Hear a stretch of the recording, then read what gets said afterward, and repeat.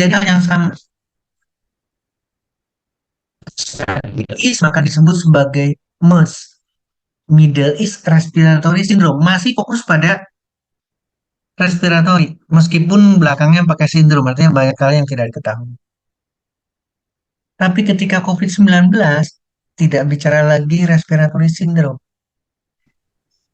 SARS-CoV-2 tidak hanya bicara respiratory syndrome, tapi menyeluruh tubuh kita. Sedemikian kondisinya sampai masuk dalam konteks sebagai kondisi pandemi, kita juga ternyata, mohon maaf, belajar tanggung. Ini yang menyebabkan terjadinya peningkatan lagi Singapura, Malaysia, dan beberapa kota lain. Hal yang sama terjadi seperti ini. Kenapa? Karena kita lupa. Lupa bahwa virus-virus itu tetap ada. Harusnya pembelajaran dari COVID dengan pandemiknya, kita justru lebih tertib. Saya malu, saya malu merasakan sekali ketika saya masuk ke public transportation, saya naik kereta api komuter dari Bogor, jam 4.45 saya udah dari Bogor, di kereta api, 4.45 pagi, Manggarai, kemudian ganti ke Tanah Abang, Tanah Abang turun lagi di Cisauk, masuk ke Serpong, balik lagi. Kenapa saya malu? Karena saya lupa tidak bawa masker. Ini catatan penting buat kita sama-sama. Bukan cuma cuci tangan, bukan atur jarak, dan misalnya atur jam di kereta api, tidak boleh berbicara dan lain sebagainya. Tapi ini kita lupa. Nah, saya ingin hari ini berdiskusi hal yang sama. Bapak Ibu teman-teman saya, proses kejadian kita sakit, terutama kita fokus pada infeksi, baik infeksi virus, infeksi bakteri khususnya, tidak akan terlepas kepada tiga segitiga ini. Artinya adalah apa yang sebabnya sama. Ini pasti mikrobial, dan mungkin adalah bisa virus, bisa parasit, bisa bakteri, bisa jamur dan sebagainya. Yang pertama, kemudian kita ada yang menerima ini berperan. Singkat cerita, sehat atau tidak. Dan lingkungan, kalau lingkungan jelek, sehat, maka terjadilah sakit. Jadi hebatnya virus, hebatnya patogen itu mampu sebetulnya diselesaikan dengan tidak oleh individu yang sehat. Yang paling sulit adalah melawan lingkungan. Jika lingkungan jelek sekali, tidak mendukung sekali, maka luar biasa kejadian. Inilah yang saya ceritakan tadi. Jadi yang membuat semua terjadi infeksi dan lain sebagainya, atau saya sekarang, saya mungkin terinfeksi karena apa? Karena saya tidak bertingkah laku dengan baik. Lupa. Harusnya masker itu selalu ada di tas kita. Ketika mendengar, kita melihat orang bersih, batuk, dan lain sebagainya, lebih baik segera kita antisipasi. Ini yang saya katakan bukan. Jadi kalau sudah terjadi dan kita melihat boleh positif, boleh negatif. Kalau tadi yang saya saksikan adalah positif. Dengan berita yang sedemikian rupa peningkatan kasus dengan COVID, maka penumpang gitu umum public transportation itu menggunakan masker lebih banyak dibandingkan yang menggunakan dibandingkan yang negatif. Berarti sudah positif. Saya yang jelek. Nah, saya ingin Bapak Ibu teman-teman sekalian ini memikirkan lingkungan kayak kita kita amati betul-betul. Ini yang bisa dihindari. Atau ini selalu bakal ada. Jadi konsentrasi kita adalah kita memberikan satu lingkungan yang bagus atau tidak tergantung kita. Makin banyak orang yang menggunakan masker, makin banyak orang yang berjemur katakanlah, seperti yang didiskusikan dulu, maka lingkungan akan sehat. Dan kita hidup dalam keadaan seperti ini atau kita fokusnya adalah diri kita. Kalau diri kita mau memberikan sesuatu yang baik, maka lingkungan juga ikut dengan baik. Atau kita berperan menciptakan lingkungan yang baik. Ini konteks infeksi. Nah, hal yang sama Bapak Ibu teman-teman sekalian. Lingkungan kita diri kita sendiri dan faktor. Jadi yang bisa sekali lagi diyakini ini mohon maaf tergeser. saya ingin pindahkan supaya lebih jelas. Dan ini kejadian tadi, sedikit tadi, ini bisa tidak membawa sakit. Jika individunya kan, karena patogen itu kalah. Saya mengalami ketika COVID-19. Saya kerja di farmasi, saya tidak berhenti berhadapan dengan lingkungan, saya tidak berhenti dengan mobilisasi, saya selalu dengan transportasi-transportasi, karena saya bekerja di farmasi. Tapi tidak boleh terjadi. Maka seluruh protokol, seluruh SOP, seluruh 3M-nya, 3M-nya, 4M-nya, 5M-nya, 7M-nya, kita pakai semua karena proses jalan. Tapi jika ini kuat, ini lemah, ini banyak jalan, maka terjadi infeksi. Ini yang kita siasati Bapak Ibu teman-teman sekalian. Akan terjadilah infeksi. Infeksi itu akan bisa sembuh. Kenapa? Karena kita punya sistem pertahanan tubuh. Nah, jadi artinya Bapak Ibu teman-teman sekalian ini yang paling mendukung. Ini pun sama. Sangat gantung pada imunitas kita. Ketika kita terinfeksi oleh virus apa sekarang kita bicara, flu lah, terus kemudian COVID-19 kemarin atau SARS sebelumnya, atau virus yang lain, maka doa kita, sekali lagi doa kita berharap mendapatkan imunitas yang didapat sengaja maupun tidak sengaja. Ini kalau kena infeksi berarti tidak sengaja. Yang sengaja adalah vaksinasi, yang sengaja adalah imunisasi. Akan didapatkan imunitas. Karena apa? Karena dirangsang untuk membaca, untuk mengetahui adanya patogen yang masuk. Jadi Bapak Ibu teman-teman sekalian, ketika kita melakukan sterilisasi yang luar biasa, itu tidak menjamin. Karena kita tidak pernah terkena penyakit, maka ini tidak akan muncul. Sekalinya terkena, infeksinya flu, bukan COVID-19, tapi kematian terjadi. Saking sterilnya, karena tidak pernah terbentuk imunitas yang didapat. Jadi sekali lagi, balik lagi, fokus kita ada di diri kita, dan kita menciptakan lingkungan ini lebih baik. Ini tuh sedikit lupa seperti yang tadi disampaikan sama Pak Dani. Dari pandemik sekarang sudah tidak pandemik lagi. Tapi tetap patogen ini ada, Bapak Ibu teman-teman sekalian. Tidak mungkin tidak ada. Mohon maaf ya, ketika seseorang batuk, ketika seseorang flu, katakanlah kalau kita secara umumnya adalah flu, coba dicek PCR-nya. Kemungkinan positif ada, karena cuma dua pilihan, negatif atau positif. Ini catatan penting buat kita. Nah, tanya sama Bapak Ibu teman-teman sekalian, ini harus kita siasati betul-betul bahwa bakteri, virus, dan lain sebagainya, khususnya adalah bakteri terutama, itu bisa tidak menyebabkan sakit, bahkan akan memberikan suatu saling bantu. Inilah ada di dalam tubuh kita yang satu A, yang satu B, berbeda nih. Spesies satu, spesies dua yang berbeda.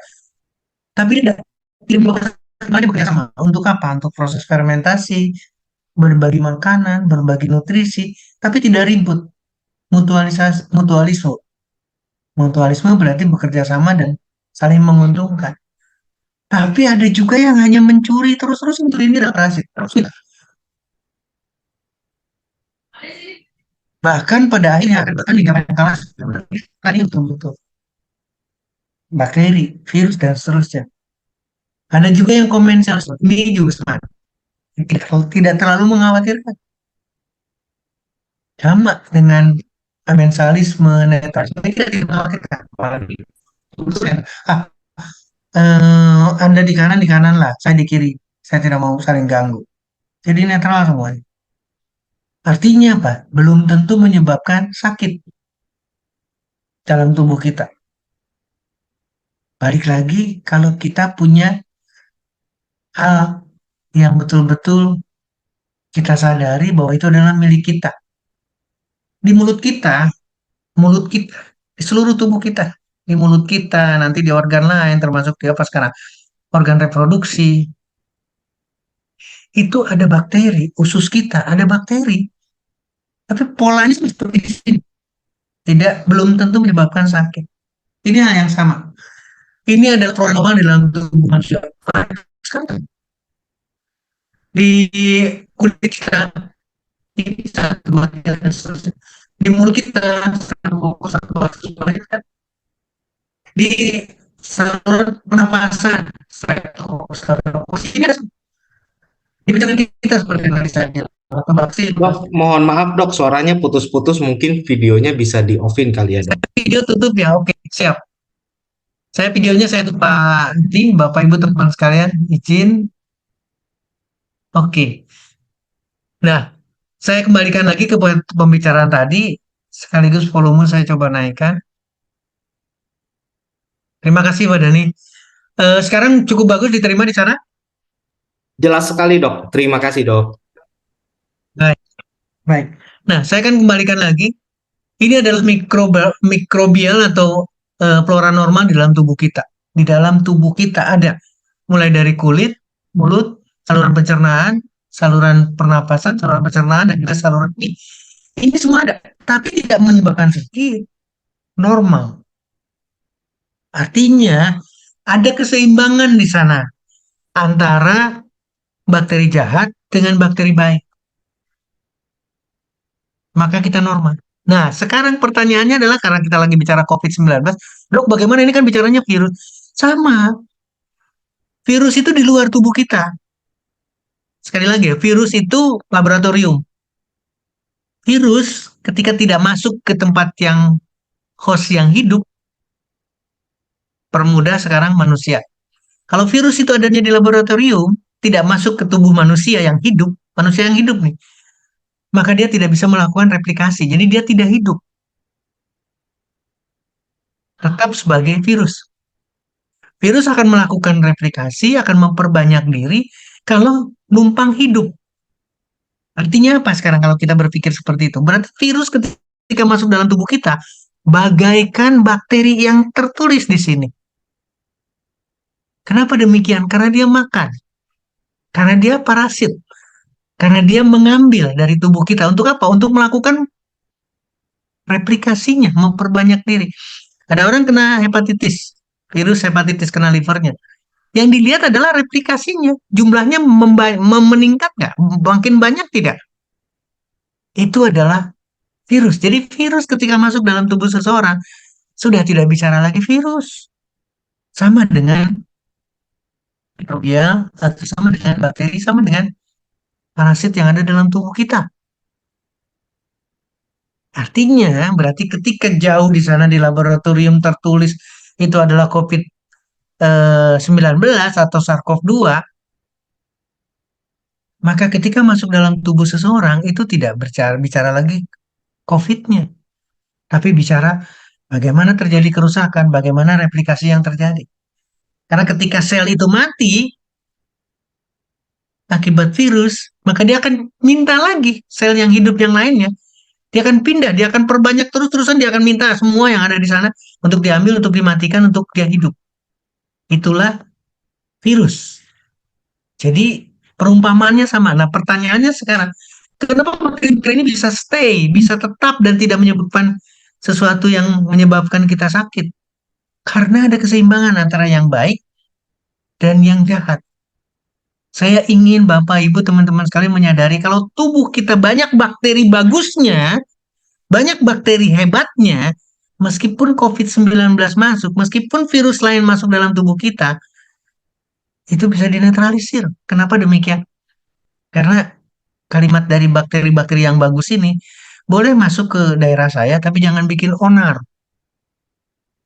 Maka semuanya akan merendah, semuanya akan bekerja sama, semuanya tidak terjadi apa-apa. Ini yang harus kita renungkan baik-baik. Meskipun bicaranya adalah COVID-19. Dan bahan untuk kita renungkan bareng-bareng. Nah, ini yang tadi saya cerita. Di seluruh tubuh kita itu ada bakteri. Jadi kenapa kita masih takut dengan virus? Sementara di tubuh kita seluruhnya isinya adalah bakteri. Harusnya virus yang masuk itu tidak menyebabkan kerusakan di sini. Kenapa? Karena bakteri bagusnya lebih banyak dibandingkan bakteri jeleknya. Tapi ketika mungkin sariawan terus-terusan, ya, panas dalamnya tidak selesai-selesai, berarti bakteri jeleknya lebih banyak dibandingkan dengan bakteri bagus. Maka mudahlah terjadi replikasi daripada virus COVID-19 atau virus yang lain. Inilah yang harus kita antisipasi.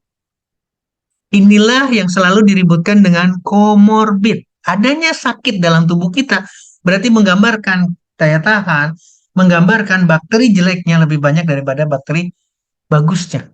Pertahanan tubuhnya lemah. Mudah-mudahan 16 peserta yang hadir pada malam ini akan bisa mengambil sesuatu dari pembicaraan kita sekarang. Bapak, Ibu, teman-teman sekalian, bagaimana virus itu bisa masuk dalam tubuh kita? Bisa melalui pintu manapun, melalui hidung, melalui mulut, melalui mata, melalui luka yang ada di permukaan kulit kita, itu akan masuk. Apapun termasuk bakteri, termasuk virus akan melakukan hal yang sama. Apalagi virus dengan ukuran yang jauh lebih kecil daripada bakteri. Maka ketika masuk, dia tidak terjadi apa-apa, tapi mulailah menginfeksi, ya, masuk dalam tubuh kita dan dia akan mengambil satu sel, mempengaruhi satu sel untuk apa? Agar bisa memasukkan, sekali lagi, agar bisa memasukkan materi genetik yang ada di dalam virus. Nah, sekarang kita bicaranya materi genetik. Inilah yang ada di laboratorium, Bapak, Ibu, teman-teman sekalian. Hanya genetika. Dia tidak bisa hidup. Hanya DNA, hanya RNA yang dibawa kemana-mana. Virus. Ketika virus itu tidak masuk ke kita, ketika virus itu ada di tanah, ada di lantai, ada di mana-mana, ada di apa sekarang, di pagar, jalanan, dan lain sebagainya, nggak lama dia kemudian mati. Sehingga dengan cuci tangan, dengan kita sanitasi yang bagus, higiene sanitasi yang bagus, maka itu sudah tidak terjadi apa-apa. Karena material genetik yang diinjeksi, yang dimasukkan ke dalam sel tubuh kita. Nah, kemudian terjadilah curi-mencuri, terjadilah hijack. Kenapa demikian? Karena dari sini mulai, maka akan mulai menyebabkan berbagai komplikasi, berbagai hal yang terjadi. Termasuk nantinya adalah perbanyak duplikasi, replikasi, dan seterusnya. Inilah yang dikatakan bahwa tubuh kita tidak kuat. Kenapa? Karena tubuhnya tidak mampu melawan virus ini dan pada akhirnya virusnya yang lebih banyak atau replikasi virusnya yang banyak. Replikasi virus inilah yang tadi saya isyaratkan sebagai bakteri jahat dalam tubuh kita karena dia menang. Nah, padahal meskipun ini terjadi, harusnya bisa di stop. Kenapa? Karena kita punya sistem imun. Bisa melawan, bisa melindungi tubuh kita. Tapi gak bisa yang tiba-tiba severe acute. Nah, ini yang persoalannya. Berat tiba-tiba. Maka sulit. Inilah kenapa kita berhadapan dengan SARS. Demikian juga dengan SARS-CoV-2 dengan COVID-19-nya kesulitan. Dan ketika berhadapan dengan virus, sekali lagi, ketika berhadapan dengan virus, antivirusnya ini yang jadi persoalan. Maka berkepanjanganlah terjadinya infeksi virus. Nah, saya ingin mengingatkan bahwa di sini masuk, menginfeksi, kemudian bisa langsung, bisa memperbanyak, dan bisa juga di-stop oleh tubuh kita. Nah, saya ingin mengisyaratkan khusus mengenai SARS-CoV-2, khusus mengenai COVID-19. Karena ini bicaranya adalah SARS-CoV-2 betul-betul berbicara mengingatkan dengan COVID-19. COVID-19 itu tidak hanya bicara SARS, bukan hanya paru-paru, bukan batuk saja, Bapak, Ibu, teman-teman sekalian. Sekali lagi, SARS-CoV-2 itu tidak hanya sekedar mengenai paru-paru, bukan SARS, bukan severe acute respiratory syndrome saja, tidak. Tapi SARS-CoV-2 ini akan merusak endotel. Ini yang jadi persoalan. Akan merusak pembuluh darah, seluruh pembuluh darah dalam tubuh kita. Ini yang terjadi. Endothelial dysfunction. Berarti akan terjadi gangguan fungsi daripada endotel. Endotel itu adalah kesebaran dalam bersentuhan dengan darah. Maka apa hasilnya? Seluruh pembuluh darah akan rusak, maka ideal juga akan rusak. Jantung rusak, pembuluh darah akan rusak, dia juga akan mengalami kerusakan seluruh karena mengandung pembuluh darah maka akan terjadi rusak. Ini yang harus kita pikirkan baik-baik bahwa SARS-CoV-2 atau COVID-19 meskipun tidak ada gejala, meskipun tidak ada gejala, gejala ringan dan sebagainya, proses ini terjadi. Inilah yang menyebabkan kenapa pada pasien dengan komorbid, dengan penyakit penyerta, yang ada diabetes, yang ada riwayat stroke, yang punya darah tinggi, kegemukan, atau proses-proses kronis yang lainnya dengan peradangan sendi yang tidak sembuh-sembuh, ini akan memperberat atau sangat memperberat. Meskipun, sekali lagi, awalnya tidak terasa apa, tapi ketika terjadi infeksi SARS-CoV-2, maka cerita panjang. Itu persoalan pertama. Komplikasi atau kejadian SARS-CoV-2 pada orang dengan komorbid maka akan jauh lebih parah. Yang kedua, kalau kita ngelihat lagi kerusakan sedemikian rupa dan banyak multi organ, banyak berbagai organ, maka ada istilah long COVID. Long COVID adalah kondisi, katakanlah sekarang kita berbicara hanya di paru-paru nih, dan batuknya. Saya kena COVID-19, sudah sembuh, sudah negatif, tapi batuknya belum hilang. Itu adalah long COVID.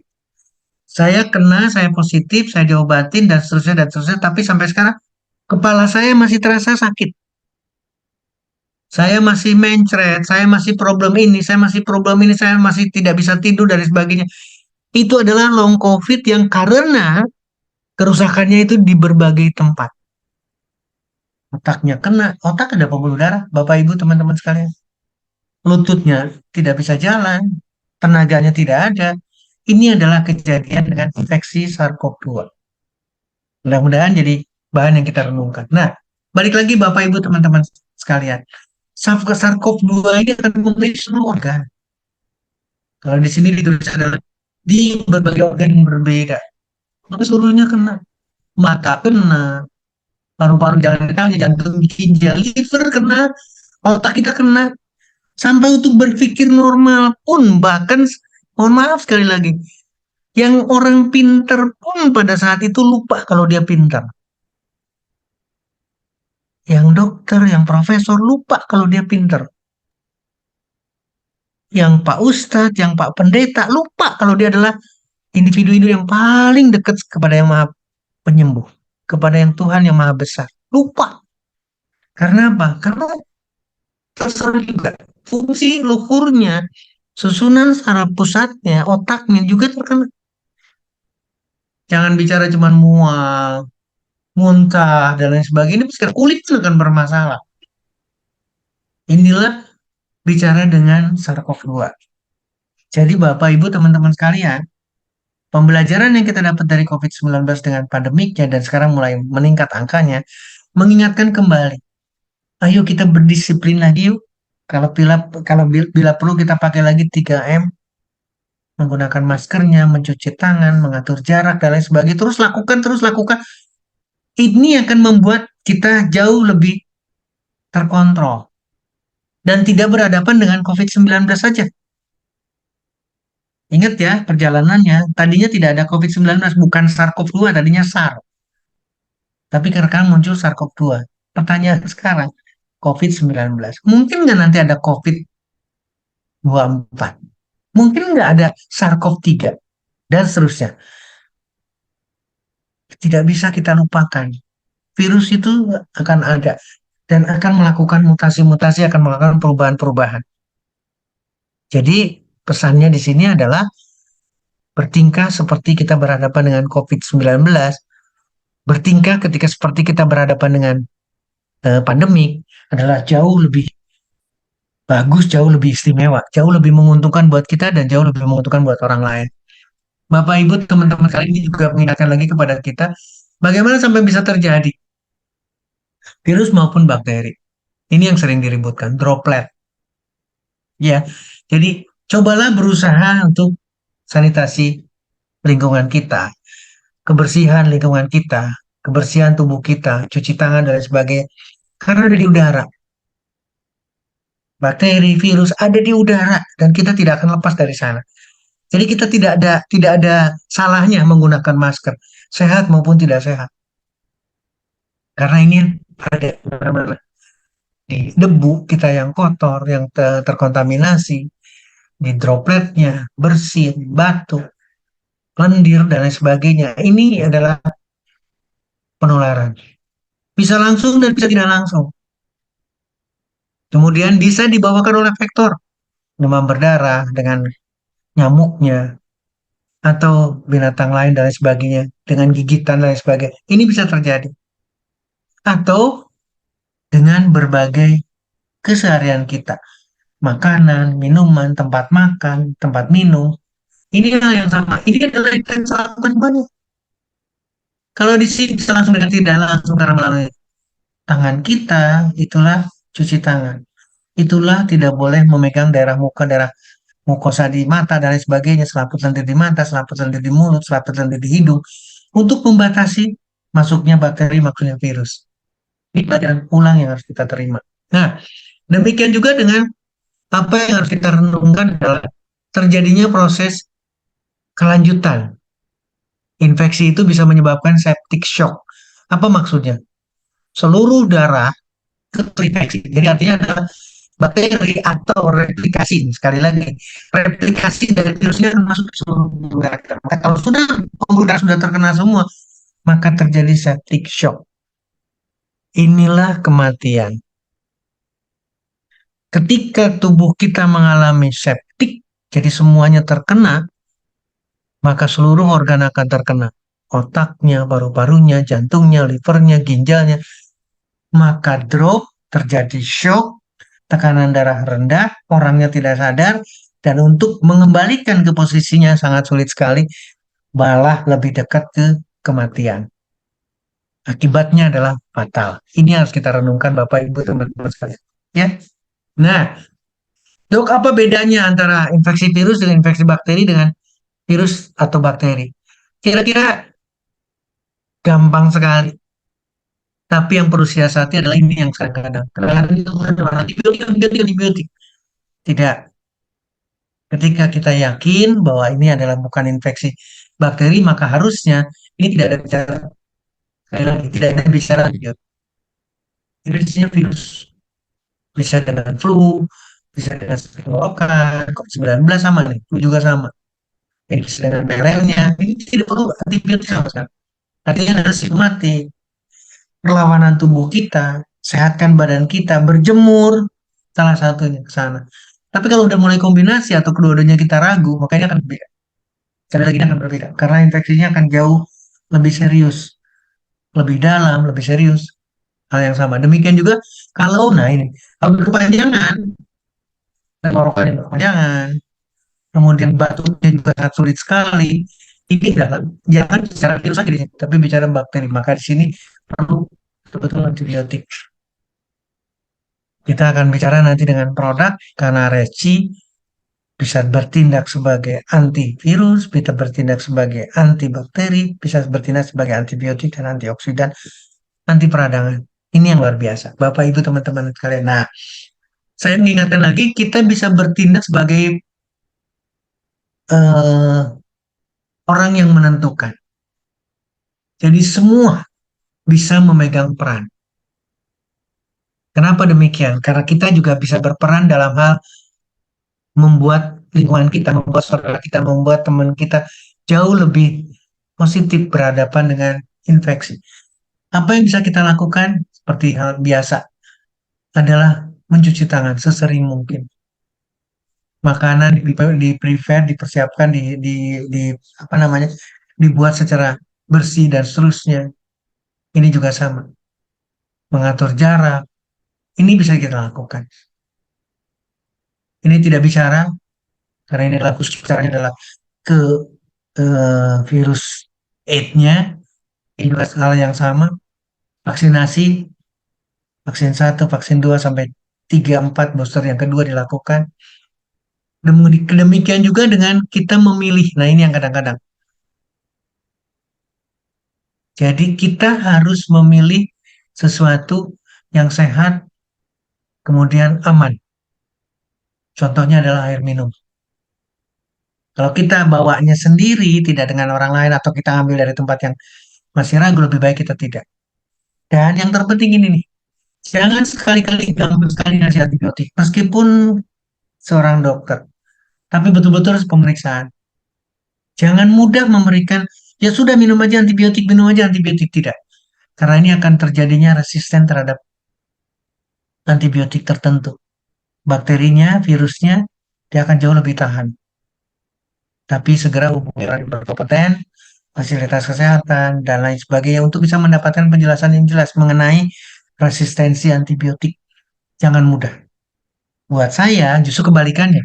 Sebelum ketemu dengan antibiotik, karena kita keluarga NHI, kita semuanya pegang resi, lebih baik manfaatkan seoptimal mungkin dengan resinya. Karena itu yang akan menjadi catatan penting kita. Nah, Bapak, Ibu, teman-teman sekalian, banyak makanan sehat. Kita tinggal memilih. Sekali lagi, banyak makanan sehat. Makanan yang difermentasi, buah, sayur, kopi, biji-bijian, dan seterusnya, minyak. Ini bisa kita siasati satu persatu. Demikian juga dengan kalau memang sih tidak bisa lepas dengan makanan yang sifatnya adalah hewani. Sama, kita bisa mensiasati bareng-bareng dengan seimbang dan lain sebagainya. Demikian juga dengan ini juga ini harus kita pikirkan baik-baik, yaitu herbal, yaitu akar-akaran. Artinya, ini bisa jauh sekali, bayangkan kalimatnya adalah bisa mencegah replikasi dari virus. Ini yang keren. Bisa meningkatkan IgG dan IgE atau IgA antibody khusus terhadap virus influenza. Demikian juga dengan fungsi lain. Ini yang dahsyat. Ini harus dipikirkan. Terakhir, sekali lagi, banyak sekali makanan, banyak sekali buah sayur yang bisa membangkitkan sebagai super charge untuk apa? Untuk imun sistem kita. Ini juga salah apa namanya, satu pertimbangan yang menarik buat kita. Dan terakhir, Bapak Ibu teman-teman sekalian, balik lagi ke konsep ini. Cobalah kita perhatikan betapa kita adalah orang penting untuk bisa mencegah penularan. Cuci tangan, kita tidak lupa lagi. Demikian juga ketika kita mengalami sakit, maka jangan kita bisa menularkan kepada orang lain, menghindar untuk bisa menularkan kepada orang lain. Dan ini adalah perlu kita lakukan bersama-sama. Teknik ketika kita bersin, ketika kita batuk, hal yang sama. Demikian juga dengan pengobatan, obat-obatan harus kita batasi. Nah, terakhir adalah vaksin. Karena bagaimana vaksin sudah teruji bisa menurunkan, bisa membuat resiko terjadinya penurunan terhadap berbagai infeksi virus. Itu yang harus kita pertimbangkan. Olahraga, ini juga sama. Akan bisa melakukan boosting terhadap sistem imun kita. Makanan yang sehat, bahagia, ini jelas tadi sudah disampaikan, ini jelas sudah disampaikan. Bagaimana memanfaatkan masker, bagaimana kita menutup mulut kita, dan seterusnya. Ketika terjadi infeksi, maka cegahlah. Karena ketika tahu sekarang ada beberapa virus, maka vaksinasi adalah salah satu jalan keluar. Dan ketika perlu, ketika kita sakit, lebih baik kita stay di rumah supaya tidak terjadi penularan orang lain. Nah, terakhir Bapak Ibu teman-teman sekalian, maka kita bicara resi. Resi berarti bicara ke buah, bicara ke herbal, bicara ke natural, bicara ke akar-akaran. Maka di sana akan ketemu kata kuncinya adalah antosianin. Sebagai antiinflamasi, sebagai antioksidan, sebagai imun sistem. Ini harus kita pertimbangkan baik-baik. Mudah-mudahan jadi terakhir untuk kita. Kenapa demikian? Karena konteksnya adalah buah. Ketika bicara buah berarti bicara antioksidan. Ketika bicara buah berarti kita bicara antosianin. Inilah resci. Kalimatnya manis, didevelop di Sweden, bukan lokal. Singapura mengirimkan ke kita. Ayo kita manfaatkan karena keistimewaan daripada resci sudah betul-betul hadir, apalagi ketika masa pandemi ini sudah terbukti untuk COVID-19. Isinya yang harus kita pertimbangkan adalah antosianinnya. Ini tadi sudah jelaskan antibakterial antioksidan sifat antivirusnya. 10 gram dari antosianin yang ada di dalam resi itu sebanding dengan 20 kilo stroberi, 5 kilo blackcurrant atau 29 anggur. Ini jadi bahan pembicaraan kita. Akan mudah kita menyampaikan.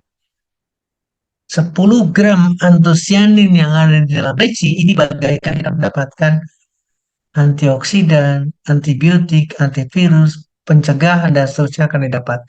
Nah, Bapak Ibu teman-teman sekalian, saya berusaha mencari melengkapi lagi beberapa literatur yang langsung berhubungan dengan antivirus dari antosianin. Ini dari Bulletin National Research Center. Jelas efek dari antosianin terhadap virus dan bekerja secara mekanismenya bukan satu, tapi multiple dalam melawan SARS-CoV-2.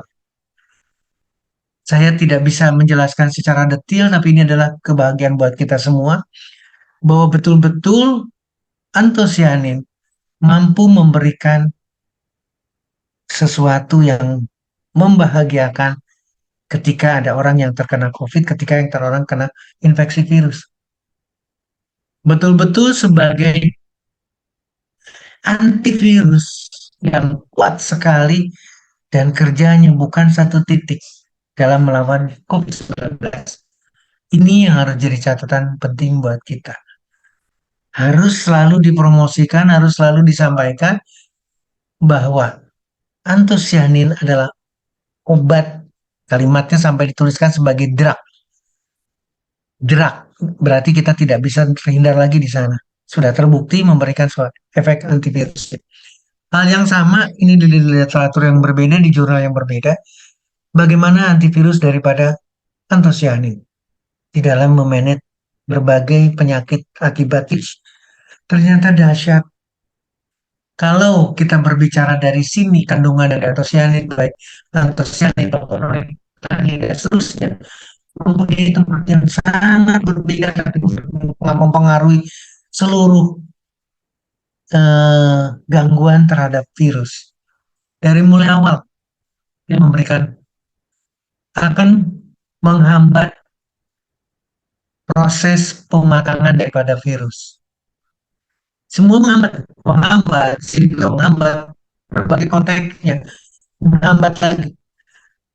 Semua akan mempengaruhi dan bekerja di banyak titik, di banyak tempat. Inilah keistimewaan daripada antosianin. Inilah kenapa dahsyatnya ketika mulai dibicarakan pandemi kemarin, betapa resi sangat diperlukan. Kenapa resi bisa masuk ke rumah sakit namanya Wisma Atlet ketika ditunjuk sebagai rumah sakit khusus untuk penderita COVID-19 dan resi ada di sana. Literatur yang berbeda lagi nih dari Egypt, hal yang sama, COVID melawan SARS-CoV-2. Bapak, Ibu, teman-teman, ketika melihat seperti ini harusnya kita tidak perlu lagi. Bagaimana COVID, bagaimana antosianin menghambat infeksi tersebut dan menurunkan seluruh yang menjadi kerusakan oleh COVID-19 atau SARS-CoV-2. Kenapa demikian? Karena terjadi adalah kerusakannya. Akan bisa diberikan sebagai suportif untuk menghambat infeksi virus dengan cara menurunkan berbagai perjalanan SARS-CoV-2 di dalam tubuh seseorang. Bapak Ibu teman-teman, literatur yang berbeda lagi, saya langsung ambil kesimpulannya, sangat istimewa COVID-19 sebagai terapi ini adalah salah satu di mana ketika infeksi yang terjadi kemudian diberikan satu terapi, justru manifestasinya akan ada efek samping. Nah, Bapak Ibu teman-teman sekalian, antosianin justru mengantisipasi terjadinya efek samping. Karena sedemikian rupa rusaknya atau kerusakan yang disebabkan oleh SARS-CoV-2.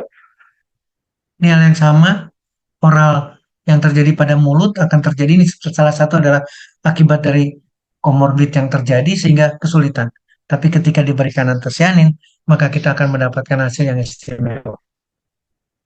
Nah, terakhir Bapak Ibu teman-teman sekalian, kita lagi nunggu, tadi juga Pak Dhani menyampaikan juga, ini adalah kita lagi nunggu registrasinya untuk NMN. Dok, bagaimana dengan NMN? Sama. Berarti ini saya tidak akan terkesan panjang, tapi dengan bekerja seperti ini, dengan perjalanannya nikotinamid bisa dirubah menjadi NAD+, kemudian diaktifasi pada tertentu, protein tertentu, maka akan mengaktifasi mitokondria, akan memberikan proteksi terhadap telomer. Ini adalah sehat badan kita, ini adalah kuat badan kita. Melawan infeksi pun sama, melawan virus pun sama. Saya cari literaturnya, bagaimana nikotinamid mempunyai peran penting dalam melawan SARS-CoV-2. Perjalanannya juga sama, Bapak Ibu teman-teman sekalian, ketika kita ngambil satu kesimpulan, ternyata nikotinamid memang berperan efektif di dalam pengobatan COVID-19. Ini literatur yang berbeda. Kami sangat berharap sekali ada kesempatan untuk terapi yang istimewa daripada nikotinamid pengobatan COVID-19. Literatur yang berbeda, post akut COVID-19. Ini adalah setelah positif kemudian negatif. Dan inilah dikatakan sebagai long COVID. Ketika long COVID, ketika komorbid dan masih tetap ada gejala, maka nikotinamid tempatnya. NMN harus menyertai Bapak, Ibu, atau siapa saja yang mengalami infeksi kemudian berkelanjutan dengan long COVID. Ini literatur bagus sekali Bapak, Ibu, teman-teman sekalian, karena akan memperbaiki banyak, meskipun perlahan tapi pasti. Nikotinamid memberikan hal yang istimewa. Disinilah rasionalisasinya, bahwa NAD dari nikotinamid akan memberikan hasil perbaikan pada long COVID.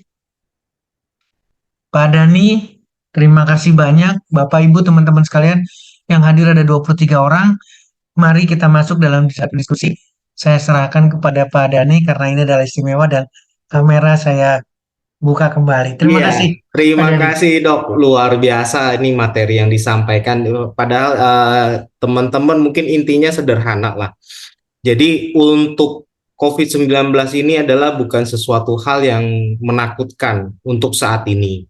Nah, balik lagi yang mungkin yang perlu perhatian lebih khusus itu terhadap mungkin para orang-orang yang memang ada komorbid penyakit bawaan. Nah, itu yang mungkin tingkat untuk terjangkit COVID itu mungkin lebih tinggi dibandingkan orang dengan kondisi badan yang normal seperti itu. Cuman uniknya malam ini, Dok. Uniknya malam ini pertanyaannya tidak ada yang mengenai COVID. Ini luar biasa. Nah, jadi artinya orang Indonesia sekarang ini lebih siap untuk menghadapi kembali naiknya. Ya mudah-mudahan sih juga Amin. naik ya. Kita Amin, amin, berdoa. amin. Nah, tetapnya seperti sekarang ini dan angka COVID tidak naik kembali.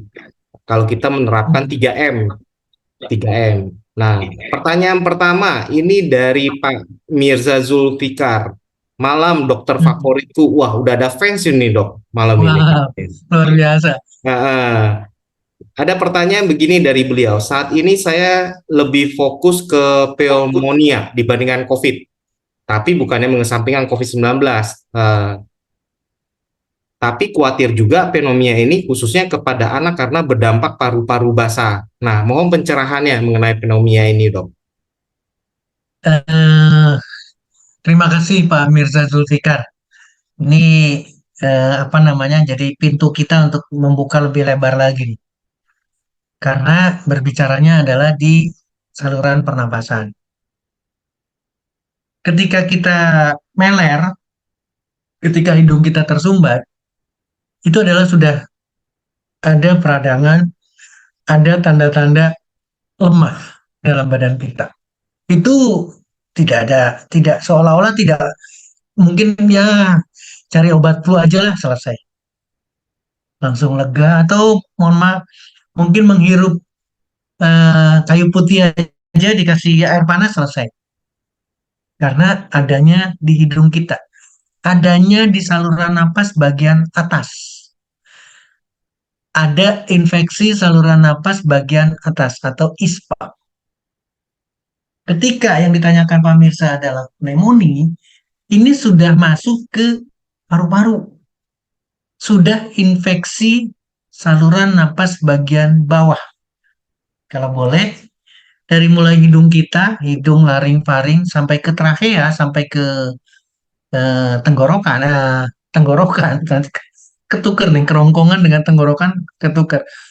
Dengan trachea atau tenggorokan, itu adalah bagian daripada saluran nafas bagian atas. Tapi kalau dari trachea sampai ke alveoli, sampai ke yang tempat pertukaran CO2 dan oksigen, itu adalah pneumonia.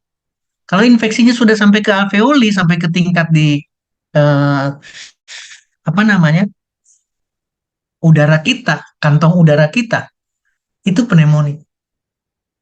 Dan berat sekali, betul. Saya senang Pak Mirza memberikan satu pembelajaran buat kita.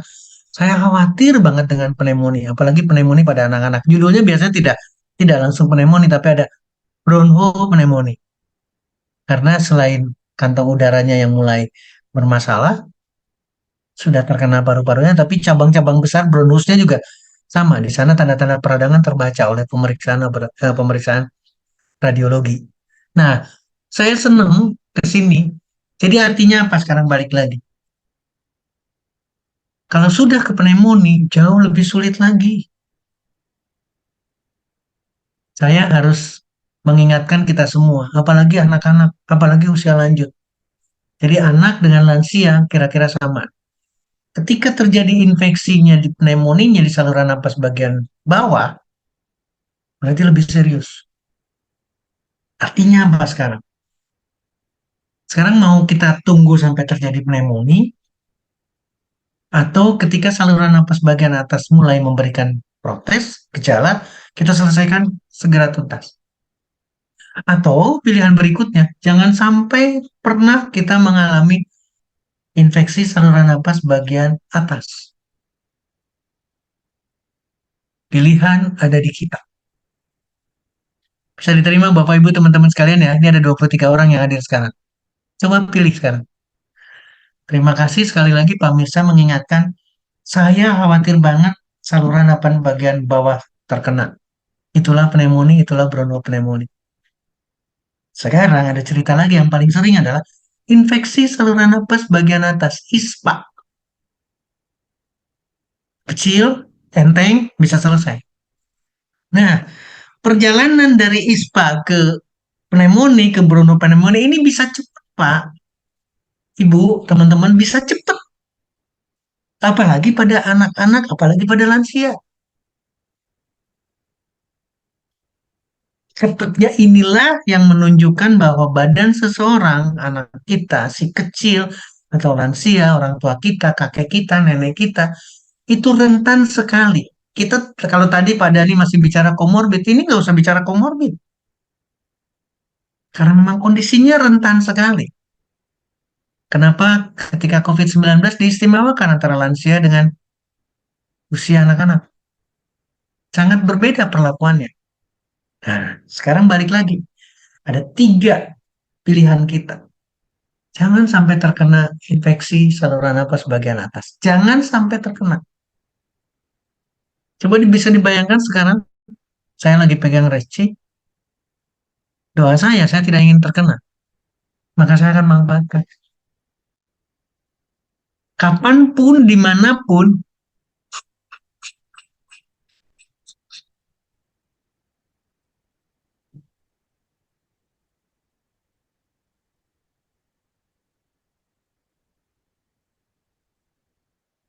saya tidak ingin terinfeksi saluran napas bagian atas. Artinya apa? Ayo kita cegah, perkuat pencegahan. Jadi ketika dihadirkan resi, jangan berbicara ini untuk menyembuhkan, ini untuk membantu, ini untuk pneumonia. Berat nantinya kerjaan kita.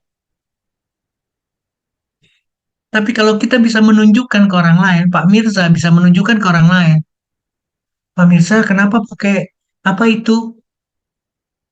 Karena saya tidak ingin terkena infeksi saluran napas bagian atas. Berarti kita menghindari dari pneumonia, kita jauh menghindari daripada infeksi apapun. Kenapa? Selesai. Saya hanya berbicara, ini lagi naik COVID-19.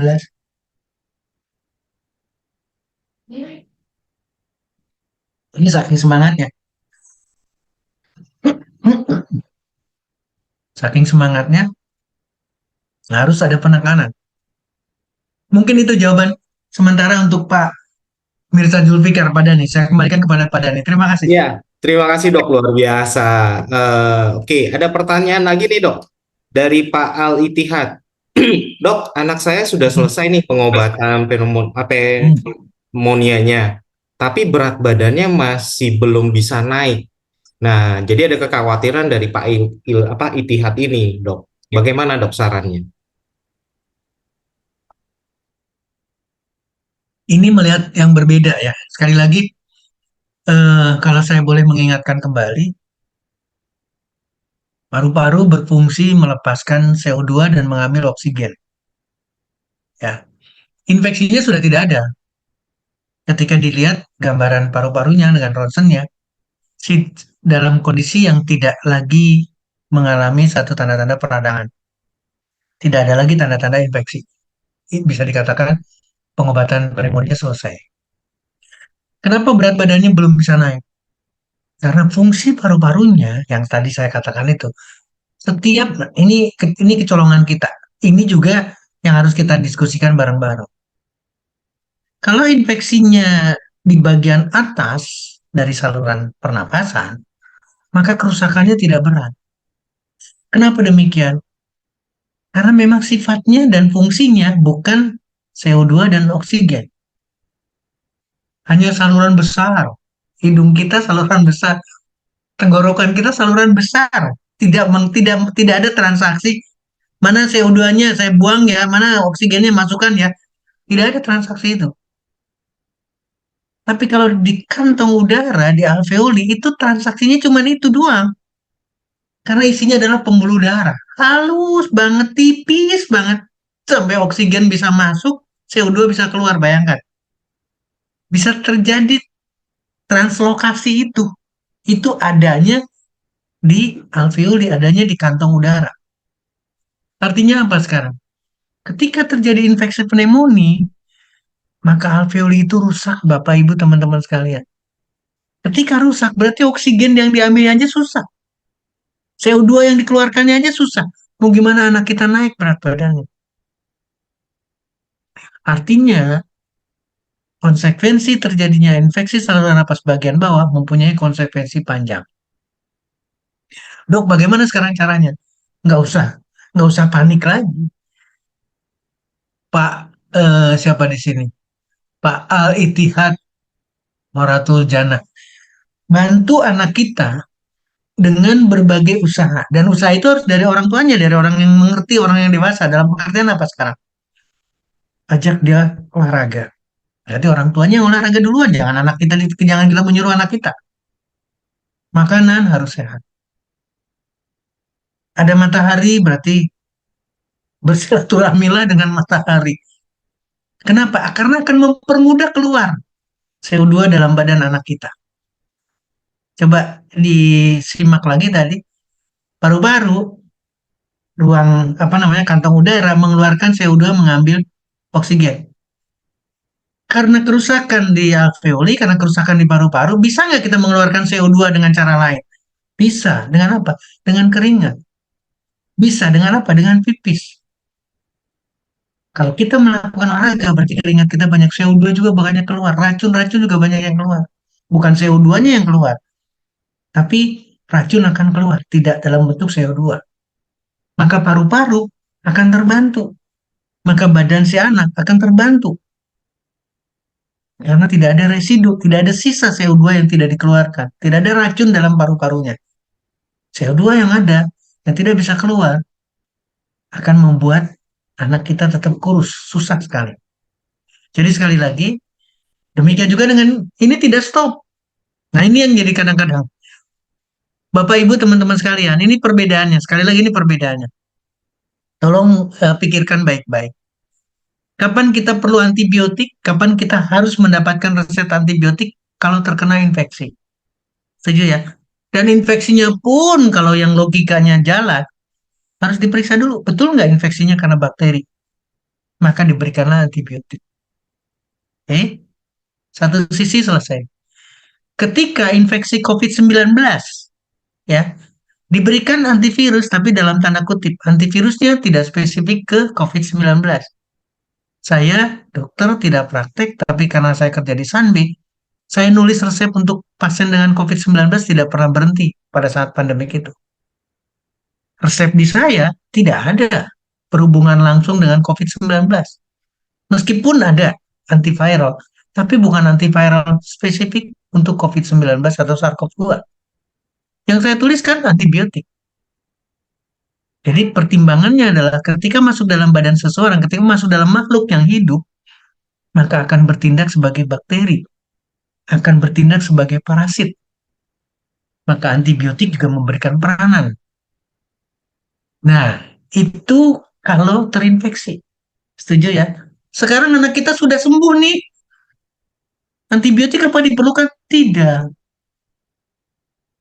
Sekarang ketika kita memegang resi, ini tidak antibiotik, tapi mempunyai sifat antibiotik. Boleh nggak diberikan? Boleh, karena ini bukan antibiotik. Jadi meskipun sudah sembuh, meskipun sudah dalam konteks yang tidak sakit, ini dilanjut seperti yang saya lakukan. Saya tidak ingin kena COVID-19. Saya tidak ingin masuk data-data yang ramai dibicarakan sekarang. Kemarin acara, katakanlah saya dibantu. Angka di sana tinggi. Di tempat lain juga sama. Saya masuk lagi ke daerah yang lain, dibicarakan tinggi juga di sana. Artinya, berarti dimanapun kita akan berhubungan. Jadi ini tidak bisa lepas. Terinfeksi, tidak terinfeksi, kita gunakan reci. Maka akan jauh lebih menguntungkan buat kita. Sebagai prevention, sebagai pencegahan. Jadi, khusus untuk anak dengan yang sudah selesai pneumonia, tolong bantu dengan berbagai usaha, termasuk makanan yang sehat, buah-buahan yang dia suka, olahraga dia ajak, berkeringat juga sama, berjemur juga sama, diajak semuanya banyak usaha untuk membuat anak ini berubah. Berat badannya juga pasti akan berubah ketika mendapatkan pendekatan seperti itu.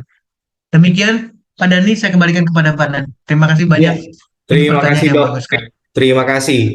Pertanyaannya kayaknya masih belum ada pertanyaan untuk ditanyakan. Jadi saya ada pertanyaan juga nih dok. Ini Mhm.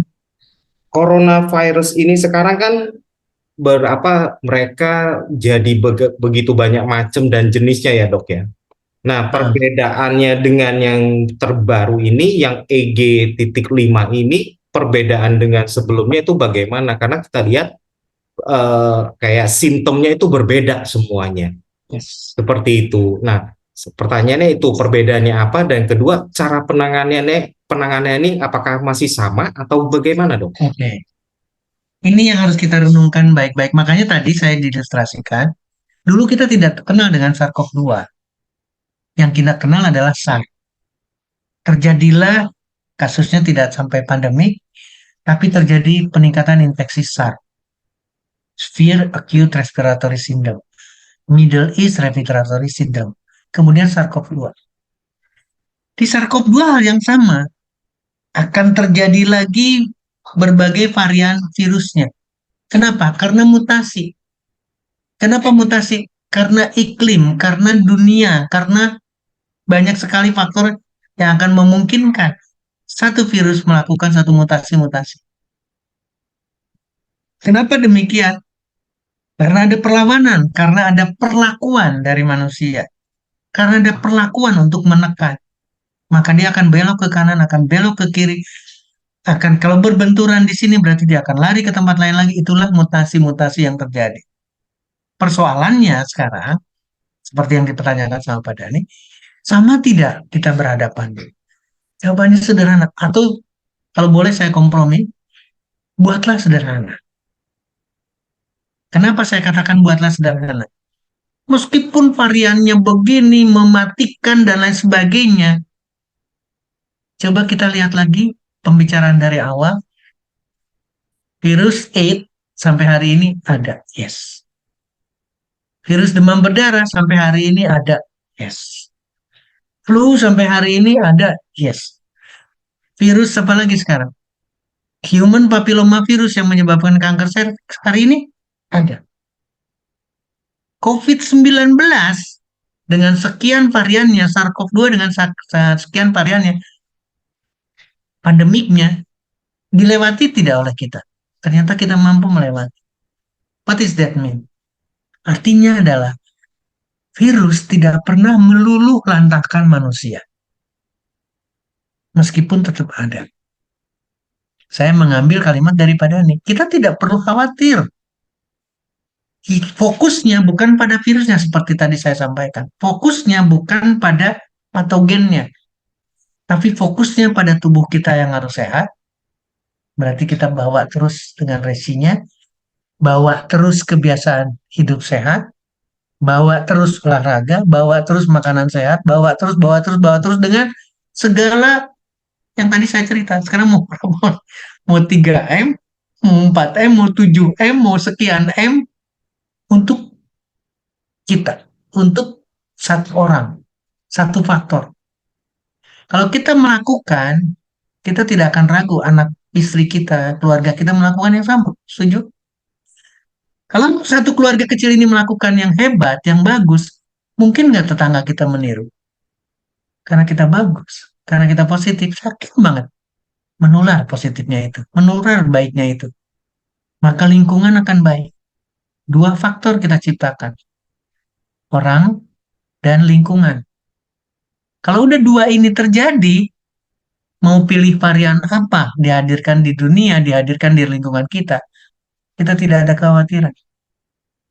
Inilah yang dikatakan kenapa dari awal harus ada pembicaraan mengenai kenapa tidak langsung COVID-19. Karena kita tidak akan berhadapan dengan COVID-19 lagi. Seperti yang tadi Pak Dhani sampaikan. Ini variannya udah beda lagi. Nanti kita mau bicara apa lagi sekarang?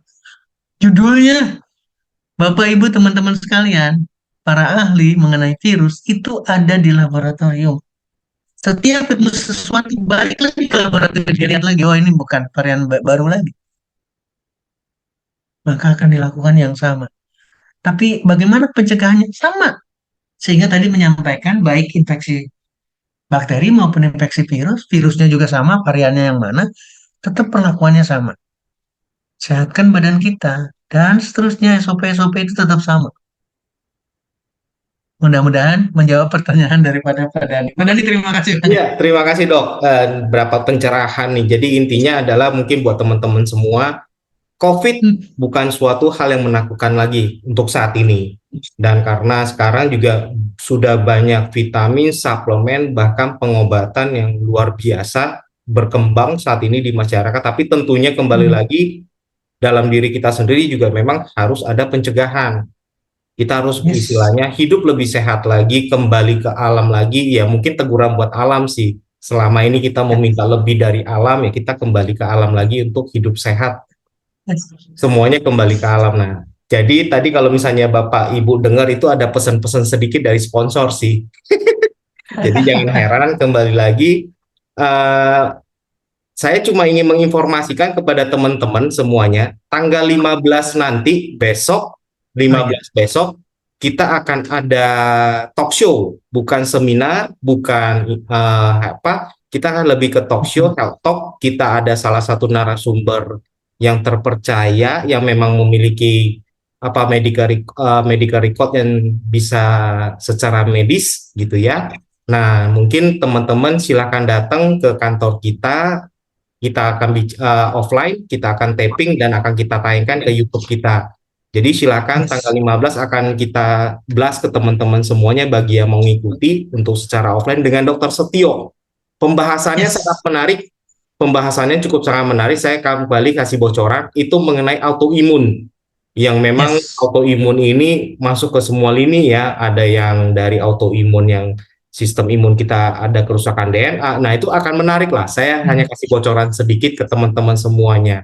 Jadi seminar hari ini bisa saya simpulkan, satu, kita tidak perlu takut dengan COVID, sama seperti virus-virus yang sebelumnya, seperti kata Dr. Setio, kita bagaimana caranya kita bisa hidup berdampingan dengan virus yang ada, dengan cara-cara yang lebih indah, ya kita bisa hidup berdampingan dengan damai, dan tentunya dengan ada resi, kita mungkin akan lebih meningkatkan imun kita ke depannya. Nah, buat teman-teman semuanya, terima kasih atas waktunya. Mungkin Hari ini lebih singkat dari sebelumnya karena juga Yes. Dr. Setio juga sudah cukup capek dengan segala kegiatannya di luar sana hari ini.